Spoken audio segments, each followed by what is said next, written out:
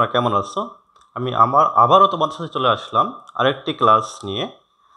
আজ আমি তোমাদের জীববিজ্ঞান প্রথম পত্রের সপ্তম অধ্যায় সম্পর্কে একটু আলোচনা করব। সপ্তম অধ্যায় শুরু করব। সপ্তম অধ্যায় জীববিজ্ঞান প্রথম পত্র এইচএসসি, অর্থাৎ জীববিজ্ঞান প্রথম পত্রের তোমাদের সপ্তম অধ্যায়ে এই বিষয়টা এই ক্লাস থেকে আলোচনা শুরু করা হলো। ধারাবাহিকভাবে চলবে এই ক্লাসটা। তোমরা এই প্রত্যেকটা ক্লাস ভালোভাবে অনুসরণ করবে। এই অধ্যায়টা এমন গুরুত্বপূর্ণ অধ্যায়, এই অধ্যায় থেকে তোমাদের প্রতি বছরে বোর্ডে পরীক্ষায় প্রশ্ন থাকে, ভর্তি পরীক্ষায় প্রশ্ন থাকে এই অধ্যায় থেকে। প্রায় প্রত্যেক বছরই বলা যায় এখান থেকে সিকিউ থাকে, এখান থেকে তোমাদের ভর্তি পরীক্ষায় প্রশ্ন থাকে। তোমরা এই অধ্যায়টা ভালোভাবে কমপ্লিট করবে আমার সাথে থেকে দেখে। এখন আমি এই অধ্যায়ের আর কথা না বলে এই অধ্যায়ের যে বিষয়বস্তু আসে সেই দিকে চলে যাচ্ছি।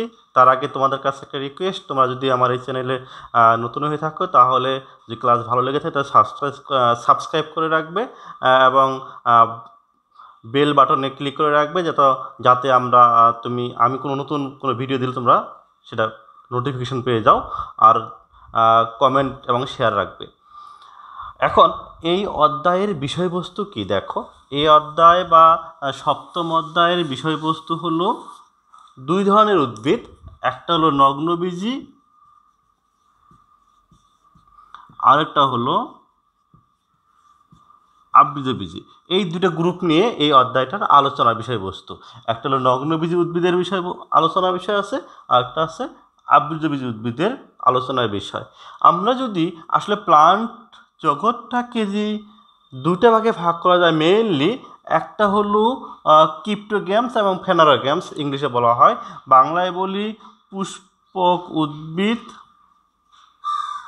আর অপুষ্পক উদ্ভিদ। এই দুটো গ্রুপে ভাগ করা হয়। এই অপুষ্পক যারা তারা হলো শৈবাল, ছত্রাক, ব্রায়োফাইট, টেরিডোফাইট, ওই গ্রুপটা চলে গেছে হলো অপুষ্পকের ক্ষেত্রে। আর পুষ্পক যেটা চলে গেছে হলো এই দুটার ক্ষেত্রে। যদিও মডার্ন কনসেপ্টে এই নগ্নবীজিটাকে পুষ্পক আনা হয় না, বাট ওই সময়তে যখন উদ্ভিদের শ্রেণীবিন্যাস করা হয়েছিল, থিওফ্রাস্টাসের বা ব্যান্তাম হোকারের যে শ্রেণীবিন্যাসগুলো ছিল সেই সময়গুলো কিন্তু এভাবে অপুষ্পক, পুষ্পক এবং এই দুটাকে পুষ্পকের অধীনে দেওয়া হয়েছিল। আর শৈবাল, ছত্রাক, ব্রায়োফাইট, টেরিডোফাইট এদেরকে দেওয়া হয়েছিল অপুষ্পক গ্রুপের অধীনে। তাহলে এই পুষ্পক গ্রুপের নগ্নবীজি এবং আবৃতবীজি, বর্তমানে এই গ্রুপটাকে পুষ্পক না বলে আমরা সাধারণত মডার্ন কনসেপ্টে বলি স্ববীজি উদ্ভিদ বলা হয়। স্ববীজ অর্থাৎ বীজ উৎপন্ন করতে পারে এমন উদ্ভিদটা হলো এই দুটা। অর্থাৎ সপ্তম অধ্যায়ের আলোচনার বিষয়বস্তু হলো স্ববীজি উদ্ভিদগুলো। আমাদের চারদিকে যে উদ্ভিদ আছে সেই উদ্ভিদের মধ্যে যারা স্ববীজি, যাদের বীজ হয়, সেই উদ্ভিদগুলো সম্পর্কে এখানে আলোচনা। প্রথমে আছে তোমার নগ্নবীজি আলোচনা, পরে আছে তোমার আবৃতবীজি আলোচনা।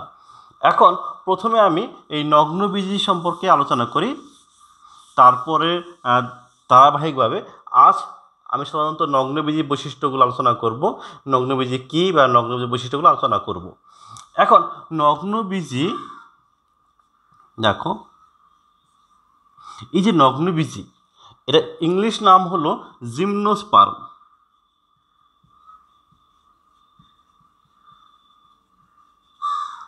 ইংলিশ নাম হলো জিমনোস্পার্ম। এই জিমনোস্পার্মটা গ্রিক শব্দ, দুটি শব্দ সমন্বয়ে আসছে। একটা হলো জিমনোস, স্পার্মস, এই দুটো শব্দ থেকে আসছে। এখন এইটার অর্থ হলো ন্যাকেট এবং এটার অর্থ হলো ইংলিশে বলা হয়, এটা গ্রিক আর এটা হলো ইংলিশ ওয়ার্ড। ইংলিশে বলা ন্যাকেট, এই ন্যাকেটের বাংলা হলো নগ্ন আর এটা হলো বীজ। তাহলে এই যে জিমনোস্পার্ম, এই জিমনোস্পার্মের তাহলে আমরা অর্থ আসলো নগ্নবীজ। অর্থাৎ যাদের বীজটা নগ্ন থাকে তারা হলো নগ্ন বীজ।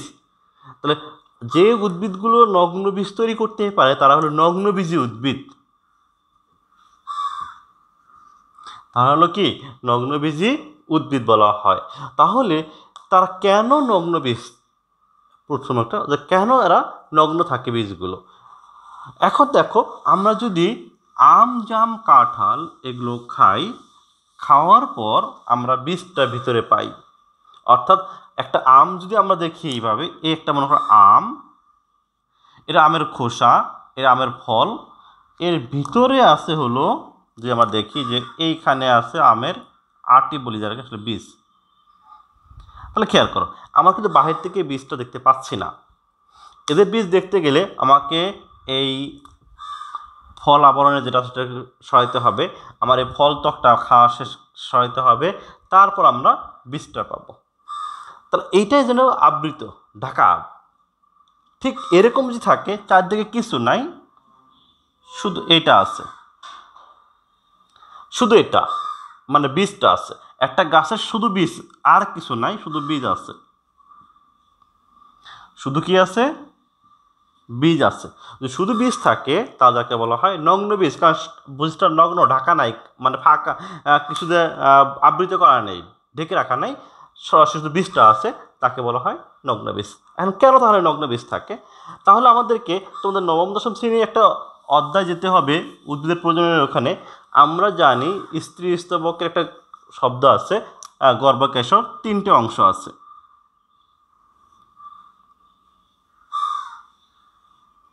তোমরা খেয়াল করো এরকম 3টে অংশ থাকে। এই অংশটাকে বলা হয় গর্ভমুণ্ড, গর্ভদণ্ড, গর্ভাশয়। তাহলে অর্থাৎ এই 3টি অংশ মিলে একটা স্ত্রীকেশর হয়, 3টে অংশ নিয়ে একটা স্ত্রীকেশর হয়। এখন এইটা যে গর্ভাশয়, আর ভিতরে যেটা দেখাচ্ছি এটা হলো ডিম্বক। তাহলে খেয়াল করো এটা ডিম্বক, এই পুরো পার্টটা গর্ভাশয়, এটা হলো গর্ভদণ্ড এবং গর্ভমুণ্ড। এদের ক্ষেত্রে নগ্নবীজের কি থাকে? নগ্নবীজের এটা থাকে না, এটা থাকে না, শুধু ডিম্বক থাকে। আমরা জানি নিষেকের পর এটা নষ্ট হয়ে যায়, এটা কনভার্ট হয় ফল, এটা কনভার্ট হয় বীজ। দেখালো যে আমরা নিষেকের পর কি জানি? নিষেকের পর জানি গর্ভমুণ্ড নষ্ট হয়ে যায়, গর্ভদণ্ড নষ্ট হয়ে যায়, গর্ভাশয় ফল হয়, ডিম্বক বীজ হয়। তো দেখো চারদিকে যেটা আবরণটা ছিল, আমরা যদি দেখি এটা, এই চারদিকে যে জিনিসটা ছিল সেটা কিন্তু ফল হয়ে গেছে, তাহলে ভিতরে যেটা ছিল এটা বীজ হয়ে গেছে, অর্থাৎ বীজ দেখা যাবে না। কিন্তু যদি কোনো প্লান্টের ক্ষেত্রে এই 3টাই না থাকে বা এটা না থাকে, শুধু এটা আছে, তাহলে বাইরে ফল তৈরি হবে না, শুধু বীজ তৈরি হবে, বীজ দেখা যায়। তাহলে যে সকল উদ্ভিদের গর্ভাশয় থাকে না, ফলে ফল তৈরি হয় না, তাদের বীজ নগ্ন থাকে, তাদেরকে বলা হয় নগ্নবীজী উদ্ভিদ। যদি প্রশ্ন আসে নগ্নবীজী উদ্ভিদ বলতে কী বুঝো, তাহলে লিখতে হবে যে সকল উদ্ভিদের গর্ভাশয় থাকে না, ফলে বীজ নগ্ন অবস্থা থাকে, তাদেরকে বলা হয় নগ্নবীজী উদ্ভিদ। অথবা যে সকল উদ্ভিদের গর্ভাশয় থাকে না, ফলে ফল তৈরি হয় না, এই কারণে বীজ নগ্ন অবস্থায় থাকে, সেই সকল উদ্ভিদকে বলা হয় নগ্নবীজী উদ্ভিদ। তাহলে আমরা নগ্নবীজী উদ্ভিদটা পেলাম। এখন এর বৈশিষ্ট্য দেখি। তোমাদের অবশ্য খ নাম্বারের বৈশিষ্ট্য আসে, কী কী বৈশিষ্ট্য হতে পারে। আমরা 1 নাম্বার বৈশিষ্ট্য আসি, কী বৈশিষ্ট্য আমরা দেখব। 1 নাম্বার বৈশিষ্ট্য যদি আমরা দেখি যে দেখো এরা স্পোরোফাইট বলি, অর্থাৎ স্পোর তৈরি করে, বা স্পোরোফাইট সাধারণত টুয়েন যারা তারা হয় স্পোরোফাইট, আর গ্যামেটোফাইট যারা এন তারা হলো গ্যামেটোফাইট, যারা টুয়েন তারা হলো স্পোরোফাইট সাধারণত। তাহলে এরা স্পোরোফাইট 1 নাম্বার। এদের মূল কাণ্ড পাতা আছে, আমরা জানি এটা মূলত দেখো, যদি বৈশিষ্ট্য আসে তোমাদের ক্ষেত্রে খ নাম্বারের ক্ষেত্রে, তাহলে এমন বৈশিষ্ট্য দেবা যে বৈশিষ্ট্য শুধুমাত্র নগ্নবীজের আছে। তোমরা করো কি, খুঁজে খুঁজে সহজ সহজ বৈশিষ্ট্য বের করো। এখন মনে করো একটা বৈশিষ্ট্য দিলা, 1 নাম্বার তোমাদের বইতে যেটা 1 নাম্বার দেওয়া আছে, কারণ খ নাম্বারের ক্ষেত্রে তো তোমাদের বই দেওয়া আছে 8-10টা। একটা খ নাম্বার অনুধাবনের প্রশ্নে অনেক সময় আসে নগ্নবীজের বৈশিষ্ট্য লিখো। তাহলে সেক্ষেত্রে তুমি কীভাবে এই 8-10টা পয়েন্ট দেবা? হয়তো 4টা পয়েন্ট দেবা। তো 4টা পয়েন্ট কোন 4টা দেবা বেছে নিতে হবে, কোনটা নগ্নবীজের আর কারণ নাই। অ্যাজ এ প্লান্ট হিসাবে নগ্নবীজের মূল কাণ্ড পাতা আছে, আর তোমরা করো কি, এই বৈশিষ্ট্য দিয়ে দাও। এখানে নাম্বার টানার সময় কিন্তু ভেরি করে। তাহলে তোমরা এমন কোনো বৈশিষ্ট্য দিবা যে বৈশিষ্ট্য নগ্নবীজের আছে আর কারণেই। এখন তাহলে আমরা আসি যে স্পোরোফাইট মূল কাণ্ড পাতা আছে 2 নাম্বার। এটা কিন্তু খুব একটা ইম্পর্ট্যান্ট বৈশিষ্ট্য না, এটা আইডেন্টিফাই বৈশিষ্ট্য না, নগ্নবীজের বৈশিষ্ট্য, বাট আইডেন্টিফাই না। এটা দ্বারা তুমি নগ্নবীজকে আইডেন্টিফাই করতে পারবা না। এইটা একটা পারবা যে অসম রেণু প্রসূ, ইংলিশে বলা হয় হ্যাটারোস্পোরাস।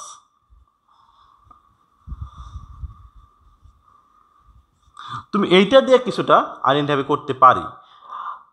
অসম শব্দ আছে, হ্যাটারো মানে ভিন্ন। তোমরা সবসময় মনে রাখবা, হ্যাটারো মানে কি ভিন্ন বা অসমান। অসমান অর্থাৎ অসমান হলো যে রেণু মানে স্পোর, ইংলিশে বলে স্পোর, আমরা ইংলিশ শব্দটাই বেশি এখানে প্রয়োগ করি, স্পোর। তাহলে স্পোর অসমান, স্পোর আনইকুয়াল। কেমন তাহলে হবে? অর্থাৎ সাইজ দিয়ে অর্থাৎ মনে করো এ একটা স্পোর, এর একটা স্পোর, তাহলে খেয়াল করো দুটো কি একই সমান? ভিন্ন। এইরকম যে স্পোর তৈরি করে তাদেরকে বলা হয় অসমরেণু পশু বা হ্যাটারোস্পোরাস। যেমন এর নাম বলা হয় মাইক্রোস্পোর,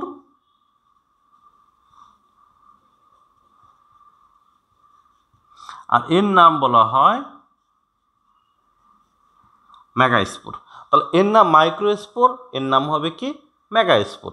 তাহলে এরা অসমরেণু পশু অর্থাৎ মাইক্রোস্পোর ও মেগাস্পোর তৈরি করে, মাইক্রোস্পোর এবং মেগাস্পোর তৈরি করে। তাহলে 2 নাম্বার বৈশিষ্ট্য, এই ডাটা আইডেন্টিফাই বৈশিষ্ট্য দিতে পারবা। 2 নাম্বার পাইলাম। এরপর আমরা 3 নাম্বার একটা বৈশিষ্ট্য যাব, খুবই গুরুত্বপূর্ণ 3 নাম্বার বৈশিষ্ট্য যাব। অ্যাকর্ডিং টু সংজ্ঞা অনুযায়ী আমরা পাইতে পারি যে এদের গর্ভাশয়,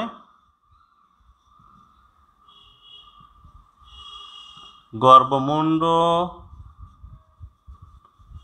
গর্ভদণ্ড থাকে না, তাই বীজ নগ্ন থাকে। তাহলে একটা প্রশ্ন যে এদের গর্ভাশয়, গর্ভদণ্ড এবং গর্ভমুণ্ড থাকে না, এই 3টা কোনোটাই থাকে না, তবে ডিম্বক থাকে। তাহলে বীজ কি থাকে? তাই বীজ থাকে, নগ্ন অবস্থা থাকে, এর দিতে পারবা। 4 নম্বর বৈশিষ্ট্য যে এরা স্পোরোফিল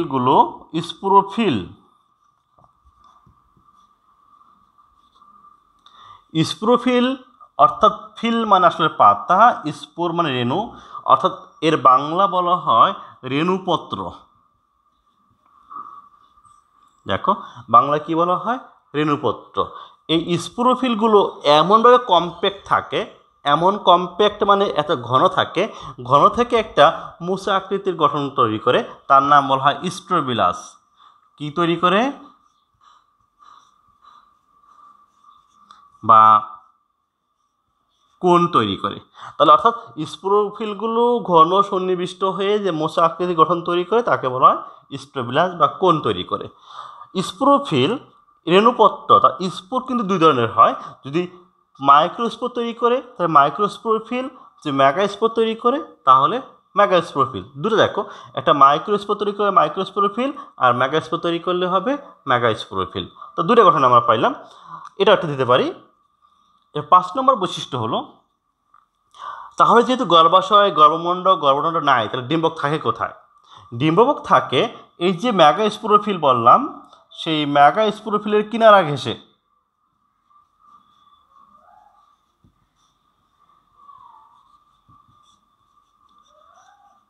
কিনারায় ডিম্বক থাকে। তাহলে মেগাস্পোরোফিলের কিনারায় কি থাকে? ডিম্বক থাকে। যে মেগাস্পোরোফিল যেখানে আছে সেই কিনারায় থাকবে কি? ডিম্বক থাকবে। তাহলে আমরা এটা একটা বৈশিষ্ট্য দেওয়া যায় নগ্নবীজির ক্ষেত্রে। তাহলে মেগাস্পোরোফিলের কিনারায় আমরা এখন বৈশিষ্ট্য পড়তেছি, ভবিষ্যতে আসলে এদের প্রত্যেকটা আমরা চিত্রের সাথে দেখার চেষ্টা করব যে মেগাস্পোরোফিলের কিনারায় কি থাকে। অর্থাৎ এটা যদি মেগাস্পোরোফিল হয়, মনে করি এটা মেগাস্পোরোফিল, তাহলে এইভাবে ডিম্বক থাকবে, কিনারায় এসে ডিম্বকগুলো অবস্থান করবে। এরপর আরেকটি গুরুত্বপূর্ণ বৈশিষ্ট্য আসি আমরা, যে দেখো এরপরে হলো এদের 6 নাম্বার, এদের শ্বাস বা এদের এন্ডোস্পার্ম বলা হয়। এন্ডোস্পার্ম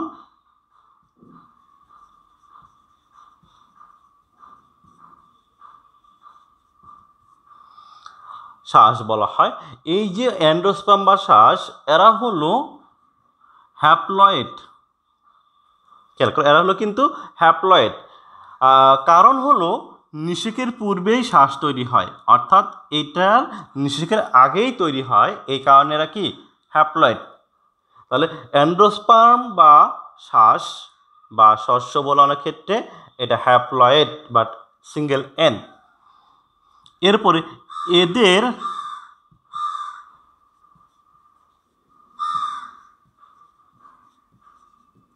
দ্বিনিষেক ঘটে না। এই দ্বিনিষেকটা কি? এটা আমরা 10ম অধ্যায় তোমাদের পড়াবো, ওখান থেকে ওই লেকচারটা পেয়ে যাবো, ওখানে লেকচার যখন দিব তখন পাবা। তাহলে এটা হলো দ্বিনিষেক ঘটে না। মনে রাখবা যে একসঙ্গে দুইবার নিষেক, পরপর দুইবার না, একই সঙ্গে একই সময় দুইটা নিষেক ঘটলে বলা হয় দ্বিনিষেক। এদের দ্বিনিষেকটা ঘটে না। তো ব্যতিক্রম আছে একটা, সেক্ষেত্রে আবার ঘটে।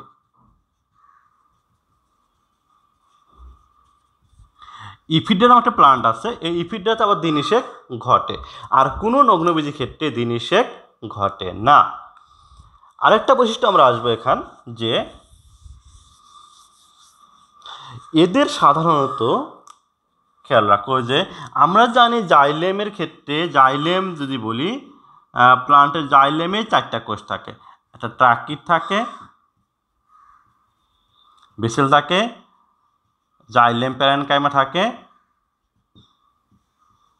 আর জাইলেম ফাইবার থাকে। এদের ক্ষেত্রে ট্রাকিড আছে, বলা হয় প্যারেনকাইমা আছে, ফাইবার আছে, কিন্তু ভেসেল থাকে না। অর্থাৎ এদের যে জাইলেম আছে সেই জাইলেমে ভেসেল থাকে না।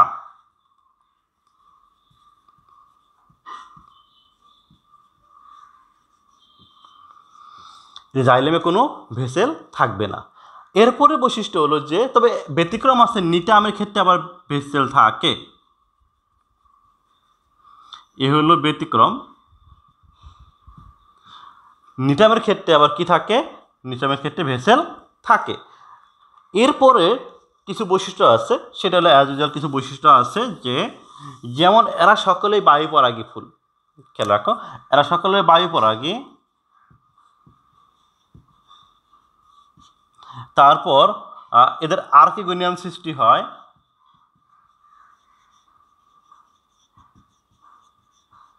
আর্কিগোনিয়ামটা কি? আর্কিগোনিয়ামটা হলো স্ত্রী জননাঙ্গ বলা হয়।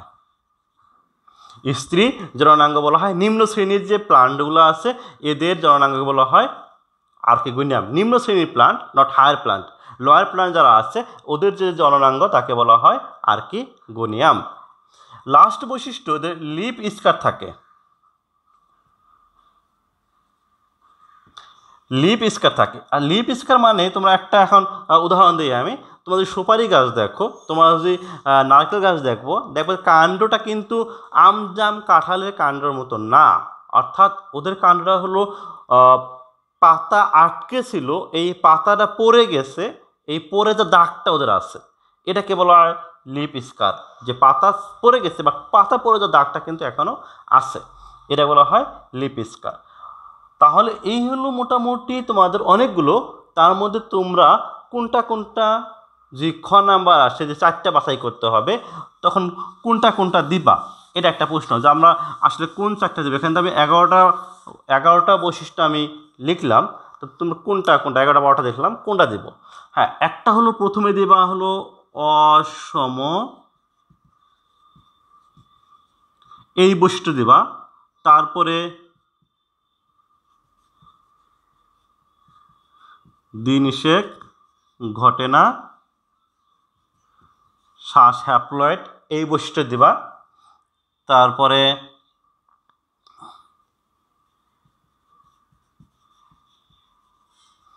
স্টেবিলাস তৈরি করে, এই বৈশিষ্ট্য দিবা।